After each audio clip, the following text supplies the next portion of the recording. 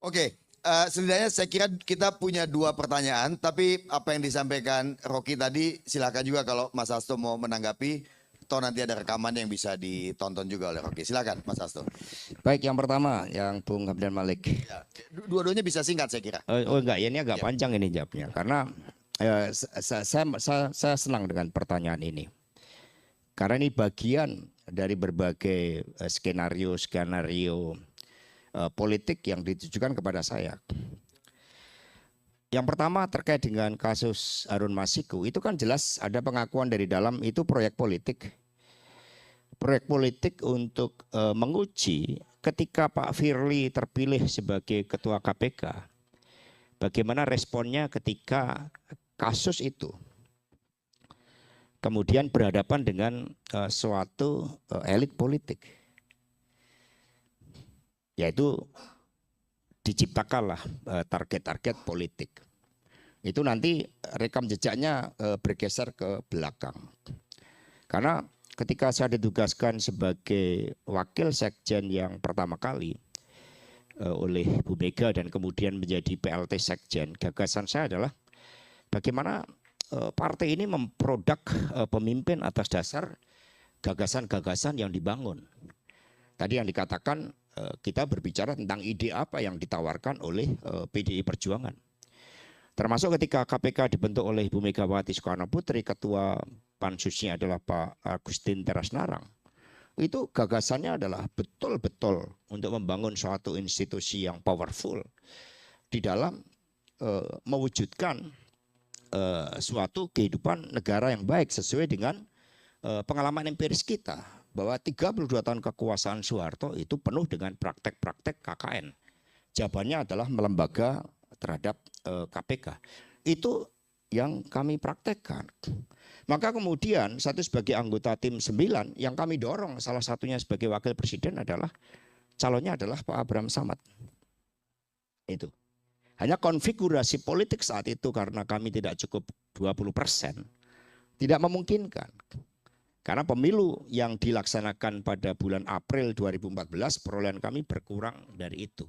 Saya juga yang ikut bertemu membangun suatu gagasan-gagasan anti korupsi untuk diterjemahkan termasuk di dalam partai politik. Jadi kami memerlukan suatu simbol-simbol seperti itu. Tapi kan kemudian kita juga ada pada realitas politik ketika kami tidak bisa mengusung sendiri. Akhirnya kami bekerja sama dengan Nasdem, dengan hanurannya Pak Wiranto saat itu. Dan kemudian terbangunlah muncullah adalah Pak Yusuf Kalla. Ternyata ini juga membawa suatu implikasi politik yang sangat luas. Ketika kita mau mencoba membenahi representasi menteri agar betul-betul menjadi sosok yang jernih. Ini saya punya studinya ya. Karena waktunya nggak di sini, kalau perlu tempat lain saya akan siapkan. Tapi ternyata institusi itu juga bisa disalahgunakan untuk kepentingan-kepentingan politik. Dengan cara apa? Mencoret calon-calon menteri dengan menggunakan stabilo merah. Itu penyalahgunaan kekuasaan yang luar biasa yang kemudian menguburkan suatu niat baik dari kami sebagai penopang utama dari Pak Jokowi untuk menghadirkan suatu pemerintahan yang anti korupsi. Dan kemudian implikasinya ternyata harus saya ikutin ke belakang ketika saya mencoba meluruskan KPK yang disalahgunakan oleh kepentingan kekuasaan di luarnya dengan memberikan stabilo merah hanya kepentingan untuk menjadikan menteri yang punya rekam jejak yang baik dengan orang-orang tertentu di dalam lembaga yang satu itu tanpa pengawasan. Maka apapun tanpa check and balances itu cenderung koruptif, cenderung menggunakan kekuasaannya secara sembarangan. Nah kemudian juga di dalam partai, saya adalah boleh diuji dalam konteks pelembagaan partai untuk melawan korupsi itu. Dulu ketika saya menjadi PLT Sekjen, untuk menjadi ketua DPC di wilayah gemuk seperti Klaten, karena sistemnya adalah demokrasi langsung, one man, one vote, one values, yang di dalam praktek itu money politik. Di situ. Itu Paus Fransiskus kalau dipilih secara langsung mungkin juga dengan aset gereja yang luar biasa. Bisa diwarnai praktek-praktek money politik juga. Maka saya merombak dengan cara apa? Merit system. Untuk menjadi ketua DPC saat itu bisa habis 2 miliar. Bagaimana partai politik bisa baik? Maka kami membangun sistem. Caranya bagaimana? Psikotes, meritokrasi. Sehingga akhirnya biaya yang bisa dikeluarkan pemilu langsung di internal partai 2 miliar itu menjadi hanya 1,5 juta per orang calon per kandidat. Saat itu ada 20 kandidat yang kemudian sekarang kami sudah turunkan 606.000 karena psikotesnya bisa secara daring. Kami bisa lihat itu aspek-aspek psikotesnya. Ini dalam konteks pelembagaan partai. Nah, ketika proses penempatan jabatan-jabatan strategis itu tidak lagi costly seperti itu, maka partai punya kemampuan untuk melakukan institusionalisasi. Partai kemampuan punya untuk menumbuhkan suatu ide-ide besar. Dan akhirnya dalam waktu 10 tahun terakhir kami bisa membangun kantor partai begitu banyak, sekolah partai. Karena proses demokratisasi berdasarkan merit system di internal partai yang mengurangi biaya-biaya politik. Untuk kepala daerah kami boleh dicek. Kalau ada suatu research yang independen bersama dengan yang lain di situ. Nah kemudian kembali pada persoalan Harun Masiku. Dia adalah sosok yang sebenarnya menjadi korban. Karena oleh keputusan dari Mahkamah Agung, dia memiliki legalitas untuk dilantik. Dan kemudian berdasarkan sistem yang telah diterapkan sebelumnya oleh PDI Perjuangan, ketika Pak Sutradara Ginting almarhum meninggal, maka kemudian partailah yang punya kedaulatan untuk menentukan siapa penggantinya. Saat itu yang kami lihat adalah dia London Economic School ya, dari Inggris ya, dari sana backgroundnya. Ya di situ. Nah kemudian kita memberikan opsi-opsi ke sana.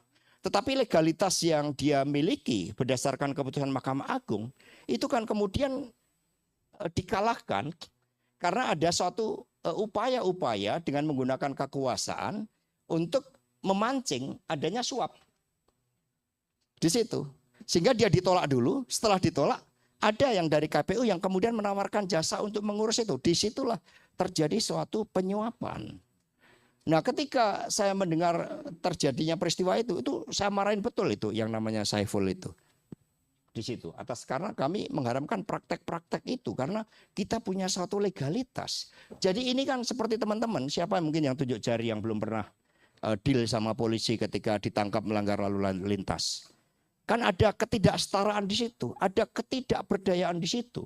Sehingga tradisi kita di dalam menghadapi suatu struktur yang lebih kuat, kekuasaan yang lebih kuat, mudah kemudian terjadi solusi di bawah tangan. Itu yang terjadi Harun Masiku itu sama dan setingkat dengan orang yang ketahuan melanggar lampu lalu lintas, kemudian berkompromi sama polisi. Itu pun pelanggaran. Harun Masiku ini dia punya hak untuk kemudian dilantik. Dan kemudian kan muncul pengakuan dari dalam internal KPK bahwa itu ada proyek politik untuk menguji Firly. Jadi dari motifnya itu adalah suatu target, menetapkan saya sebagai target.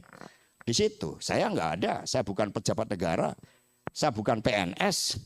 Itu 500 juta, saya tidak korupsi ya korupsi, 1 rupiah ya 1 rupiah. Tetapi dalam seluruh prosesnya di pengadilan itu terbukti nggak ada itu kaitannya dengan saya di situ. Bahwa di dalam proses untuk menetapkan itu iya, tapi itu melalui rapat DPP, melalui suatu proses demokrasi yang berjalan di internal partai, dan itu sah di dalam konteks prosedur di internal partai. Nah sehingga persoalan itu dimunculkan. Saya dapat informasi dari banyak wartawan. Ketika saya mulai kritis yang sangat keras itu adalah ketika mobilisasi para ketua umum partai bulan Agustus di Museum Perumusan Teks Proklamasi. Di situ saya sudah mendapatkan gambaran. Ya karena saya merasa nggak ada persoalan terkait dengan itu, saya melanjutkan perlawanan saya. Kalau saya terkait dengan Harun Masiku, ya saya sudah nggak melakukan perlawanan lagi, tunduk di bawah suatu intimidasi. Nah kemudian apakah PDI Perjuangan tetap akan seperti ini sekiranya Pak Jokowi tidak berkhianat? Oh, coba lihat rekam jejak termasuk digital. Kami mendapat serangan yang begitu luar biasa. Termasuk dari para influencer ketika kami memberikan satu opsi. Satu dikatakan PDI Perjuangan ini partai berada dalam pemerintahan rasa oposisi. Betul tidak? Ketika ada di antara kami yang mengkritisi kebijakan-kebijakan Pak Jokowi di situ. Saya sudah memberikan suatu catatan. Ya di dalam seluruh rangkaian-rangkaian yang kami sebut sebagai sisi-sisi gelap kekuasaan itu. Karena itu yang terjadi dan sisi-sisi gelap kekuasaan itu yang bisa merubah power behavior, political behavior dari seorang pemimpin itu tidak terlepas dari budaya politik yang dibangunnya. Bayangkan saya ini misalnya, saya ini kan tidak memegang kekuasaan anggaran. Tetapi budaya politik kita untuk seorang bisa menjadi pimpinan dewan, tiba-tiba ada yang datang ke Jogja bertemu dengan kakak saya. Seperti itu. Maka saya membuat aturan siapapun nggak boleh bertemu dengan saya di rumah saya, di tempat keluarga saya. Pertemuan partai membahas juga harus berada di kantor partai. Itu yang kemudian terjadi. Jadi dengan Harun Masiku pertanyaan tadi ya saya tidak tahu apakah dia di mana, itu ranah dari KPK. Yang saya sudah diperiksa di dalam pengadilan dan itu adalah suatu proyek politik yang ditujukan kepada saya sejak awal. Maka saya tahu bahaya-bahaya seperti itu. Karena memang kita baru bertransformasi dalam melakukan kelembagaan. Maka ketika Pak Jokowi menawarkan saya sebagai menteri, kemudian Ibu Mega ya pada periode kedua juga menawarkan kepada menteri, saya lebih memilih untuk tidak menjadi pejabat negara, tidak menjadi anggota legislatif. Saya memilih untuk melakukan pelembagaan di partai. Membangun satu konstruksi partai yang ideal itu seperti apa. Merespon berbagai kritik yang ditujukan kepada masyarakat terhadap partai politik. Dan itu saya jawab dalam disertasi saya ini. Disertasi ini juga merupakan suatu perlawanan akademis terhadap realitas kehidupan demokrasi saat ini yang diwarnai saya sebut nanti sebagai the triangle of authoritarian populism itu. Itu sangat jelas pergeseran-pergeseran dari kekuasaan itu.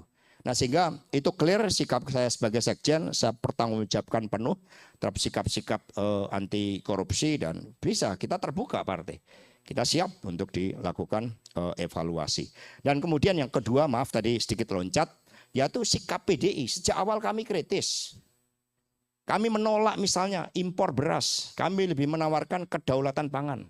Kami menolak sistem pengadaan senjata yang tidak melalui cara pandang geopolitik, melalui kekuatan the power of diplomacy, the power of accommodating of our national interest. Seperti Soekarno membebaskan Irian Barat itu dengan the power of idea, bukan beli senjata cash. Tetapi dengan mengadakan konferensi Asia Afrika dengan kekuatan ide membangun legitimasi kepemimpinan, dari situlah kemudian kita baru membebaskan Irian Barat, itu pun dimasukkan agendanya di bawah pembebasan Palestina. Kami menolak Israel itu sebelum Pak Jokowi berkhianat, harus dicatat itu. Menolak impor beras sebelum Pak Jokowi berkhianat. Membangun konsep pertahanan kedaulatan pangan, begitu banyak yang disuarakan kami saat itu. Tetapi apakah juga budaya politik kita memberikan suatu apresiasi seperti itu? Wah, serangan ke kami luar biasa itu. Ini PDI, partai rasa oposisi. Padahal kami memberikan suatu opsi-opsi kebijakan sesuai dengan garis ideologi partai. Jadi kami tidak akan berubah dan itu boleh dicek dalam keputusan-keputusan Kongres tahun 2014-2019. Meskipun kami berada dalam pemerintahan, tetapi kami tetap bersikap lepas bebas di dalam membangun gagasan-gagasan partai untuk Indonesia Raya kita.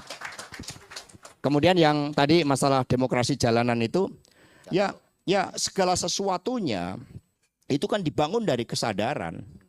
Ini hukum politik sederhana, ketika tadi dogmatisme politik dibangun, apalagi dengan menggunakan intimidasi, kemudian dengan menggunakan kekuatan populisme, kekuatan feudalisme dibangun, politik Machiavelli juga dibangun dengan cara-cara seperti itu, maka tetap prinsip-prinsip kesetaraan itu akan terus bekerja. Ini yang juga dilakukan oleh Bung Karno di dalam melakukan agitasi. Karena ini adalah naturnya kita hidup. Bung Karno mengatakan jangankan sebuah bangsa, cacing diinjak-injak aja dia keluget-keluget melakukan perlawanan. Jadi kuncinya adalah membangun kesadaran civil society, maka kita akan menjadi benteng yang paling tangguh di dalam menghadapi kekuatan yang seotoriter apapun. Jadi kuncinya bangun kesadaran dulu, kekuatan berpikirnya dibangun seperti yang dikatakan oleh Mas Rocky Gerung. Maka mari kita bertarung dalam konteks ide dan gagasan itu. Republik ini dibangun dengan gagasan-gagasan besar yang diperoleh dengan membaca buku tradisi intelektual yang dibumikan secara kritis oleh para pendiri bangsa kita. Jangan kemudian sekarang kita ikut-ikutan untuk berpikir kritis saja tidak berani. Maka ya udah. Maka saya ingatkan Republik ini ya. Saat itu ketika Bung Karno mendirikan PNI tahun 27, untuk berteriak merdeka sekarang, itu 3 orang digantung. Itu di Ciamis. Lalu salah seorang yang mau digantung itu berhasil berkirim surat kepada Bung Karno dan mengatakan, Bung Karno, saya besok akan digantung. Tetapi saya akan menuju tiang gantungan dengan mulut tersenyum, dengan penuh keyakinan diri, dan ini bagian dari pengorbanan cita-cita. Itu mengapa ada orang yang rela menghadapi tiang gantungan? Karena dia digerakkan oleh ide yang muncul dari pemikiran-pemikiran para pemimpin bangsa saat itu karena tradisi intelektualnya. Jadi maka mari kita warisi seperti yang Mas Rocky Gerung sampaikan tadi. Kita menyampaikan gagasan-gagasan kita tentang demokrasi, tentang Indonesia Raya kita seperti apa. Buat kita daripada perlu mencari yang susah-susah, kita bongkar kembali gagasan-gagasan dari para pendiri bangsa melalui sidang BPUPK. Kemudian kita lihat relevansinya dari saat ini. Itu bagaimana? Contohnya misalnya tentang menteri negara. Sekarang mencoba kan menteri ini mau diekspan. Hanya fungsi-fungsi akomodatif. Padahal di konstitusi dijelaskan menteri negara bukan pejabat tinggi biasa. Dia adalah seseorang yang menguasai hal ikhwal kementerian yang dipimpinnya. Dia adalah pemerintahan dalam pengertian sehari-hari itu. Coba bayangkan ketika menteri tidak dibangun melalui suatu jalur meritokrasi yang baik sehingga penempatan menteri sepertinya sembarangan, tidak terkait dengan landasan-landasan kepemimpinan dan dasar-dasar pemerintahan yang harus dimilikinya. Maka jangan heran kalau ada yang jadi menteri, budaya politiknya lupa sebagai menteri. Itu banyak sekali terjadi dalam tradisi kita. Nah, sehingga apa yang disampaikan Mas Rocky Gerung tadi menurut saya itu menjadi suatu enlightenment bagi kita bersama. Bahwa kita harus digerakkan oleh suatu ide-ide yang besar sehingga kita tidak bertarung dalam konteks teknis. Karena ide inilah yang menyatukan dan membentuk hingga bangsa ini ada. Terima kasih. Terima kasih.